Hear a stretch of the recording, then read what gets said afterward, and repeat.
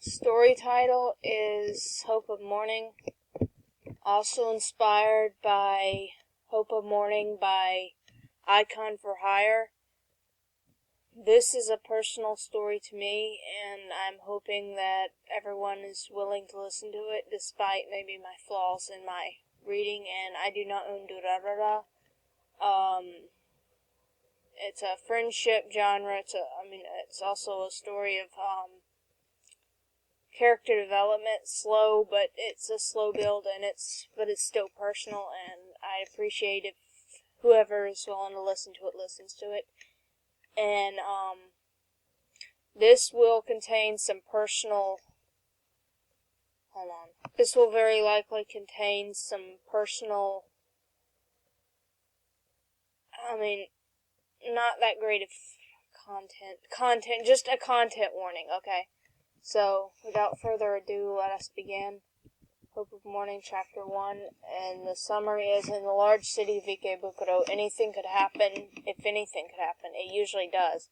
Anyone who lived there would sooner or later come to accept that fact. However, when Shinra receives a sudden call from Namie, Izaya's secretary, he doesn't know how to handle himself as it comes to light that Izaya had gained amnesia in a failed attempt on his own life.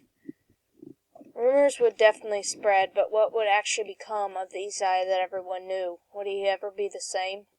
Would he ever even be the same? Or for once in everyone's lives, will things actually start to come and piece together for good? Warnings for entire story, a suicide attempt, some talk of physical and psychological abuse, language, if you want to consider that, talk and acts of smoking, of course Shizuo, is that even a warning? Oh well. And minor self-harm in future, as well as amnesic Izaya, or amnesia, and anxiety, major anxiety, watch out for. Alright. This is my first time doing this, so I'm actually a bit nervous, and but I'm going to push that past that. Shinra's apartment. It was late, as the underground Dr. Shinra sat on the couch, absent-mindedly watching the news station on the TV, while he continuously and anxiously awaited Selthie's return. "I wish Selthie would come home," he whined, childishly rolling around on the cushions. That's when his phone suddenly began ringing on top of a nearby coffee table. I wonder who that could be. Must be another job or something, he assumed nonchalantly before getting up. He was almost surprised when he saw that it was Namie, but he answered anyway. She usually wasn't up at 2 or 3 in the morning to make a phone call, unless it was about something really important and or something that was getting in her way. It had definitely perked his curiosity at least a little bit, or he probably wouldn't have answered it right now. "Mush mush," Shinra said, turning on the speaker and down the TV. "Kishitani-san, it's me," came Namie's voice from the other end of the phone line. "Kageri-san, you hardly ever call me this late, to say the least, I'm actually a bit surprised. Did something happen?" Shinra inquired. "Yes, it's..." The woman suddenly trailed off into silence. Even though he wasn't there personally, he could pretty much tell that she was distracted by something. "Yagare-san? Right, I must apologize for that," she said after a moment, coughing a bit awkwardly, before he heard the door behind him, knowing that Selthie was back. He wanted to hug her right away, but forced himself to stay on the phone. "As you should know by now, I'm not a person who particularly enjoys prolonging a conversation beside of with my brother Seiji, so I'm just going to be quick and direct about this," she stated simply and as matter-of-factly. Okay." Shinra gave a sort of questioning tone, confused. "Earlier I happened to leave my coat at Orihara-san's apartment building, so I came back a short while ago to retrieve it. However, when I got there, there was a faint smell of blood coming from the bathroom where I had found Orihara-san in a large pile of blood. Apparently he had attempted to slit his own throat with one of his switchblades. He's still breathing, though, but it's actually rather faint. I'm currently cleaning up some of the blood right now." Shinra felt his stomach suddenly turn and his breath catch in his chest when what she'd just told him started to sink in. Izaya. Blood. His switchblade. Suicide. This had to be some sort of joke, right? Wait, Orihara-kun wouldn't... Yagiri-san, what kind of job has he put you up to this time? Have you called an ambulance or something? Tell me he's okay, right? What? Kishitani-san. His chest dropped when he was suddenly cut off by Namie. You are his friend, are you not? I wouldn't have even found him if I hadn't left my coat here. And I have no obligation to actually save that man. However, according to that Dulahan friend of yours, you are one of the only people who claims Orihara-san to be one of his friends. Personally, I think if you say something such as that, you should at least try to live up to it, if you really are as devoted to him as you say you are. It's up to you if you want to abandon him, despite the fact that you are one of the only friends he says he has as well. To be honest, I really don't care one way or the other about him, much less what caused him to resort to this, as I've already paid him back for anything he'd say I owed him by bandaging some of his more serious injuries and cleaning up his blood. So I'm leaving the rest up to you. Do what you want, I guess. I'm hanging up now. Wait! Shinra exclaimed, but then dropped the phone when he realized she had already hung up. He jumped, slightly startled when a message box on a certain PDA was shoved into his face. What happened? It was Celty. It had kind of slipped his mind that she was even there, but he suddenly gave her a desperate look. Celty, would you mind taking me to Izaya-kun's apartment over in Shinjuku? Yagiri-san just called me. Something really bad happened, but I don't feel I can say anything for sure until I go there.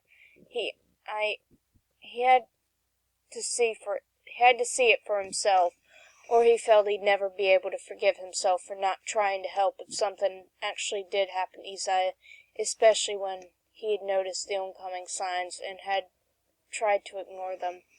Izaya never willingly let anyone in on his own feelings unless they were persistent enough, and they were a true friend, but most people didn't like him and would just give up as soon as he was acting himself again. The truth was, nobody had ever really wanted to be around Izaya, nor had anyone wanted to involve him in anything with their friends, ever since he could remember. He momentarily began to wonder if the auburn-eyed man, had forgotten how to be himself, much less asked for advice even from a friend. He also began to feel guilty about the whole hot pot incident, as well as a few other things, but quickly retracted to staying calm, because Izaya was in a lot worse shape than he was right now. He hoped that Namie would at least watch over him for a little while longer, because anything at all could happen to this point, he was sure. At this point. Celty seemed to nod in understanding as she typed a message and held it up to him. If it's really what you want, I'd be glad to. Is he hurt? Do you want to talk about it? No, it's, he tried to find the words, but they wouldn't come. Celty then waved her hand slightly dismissively, but in a way to let him know that they would discuss it later if he wanted. It's all right. You don't have to talk about it right now if you don't want, Shinra. I'd kind of rather find out for myself as well. As he read the message, tears welled up in his eyes before he gave her a small smile. You know, I don't know how many times I've said this, but I really am happy that you're here for me, Celty. I'd never be able to express it enough, though, but you really do mean so much to me, Celty. He hugged her briefly before leaving the room to retrieve his first aid kit, throwing it into a travel bag, of which he quickly slipped on his back. They then left the apartment, making their way outside of the building, immediately using her shadows to form her motorcycle horse. Getting on behind her after his helmet had been made, he wrapped his arms around her, preparing for her to take off. "It's been a while since you've asked me to take you somewhere." She briefly held out her PDA for him to read before he felt the world around him begin to speed by. "It has, hasn't it?" Shinra looked away, pulling closer. He momentarily rested his cheek on her upper back. He just couldn't seem to ignore this feeling lurking deep in the pit of his stomach, that this was going to be a stressful night for all of them, and worry for his friends since middle school only increased. What had led to this he could only assume, but he had to find a way to help Izaya no matter what. It was a promise, if not to one of his only friends, then at least to himself. He then wanted to do his best to make up for the hurt he may have unknowingly caused him. Despite what Izaya had done, he was still his friend. Even if he didn't want to accept it, he was still human where it counted, and would always be liable to those terrible feelings and emotions. No, he just simply refused to let him deal with all that alone anymore. The thought of it in itself hurt enough anyway. "We're almost there," Celty informed him with her phone.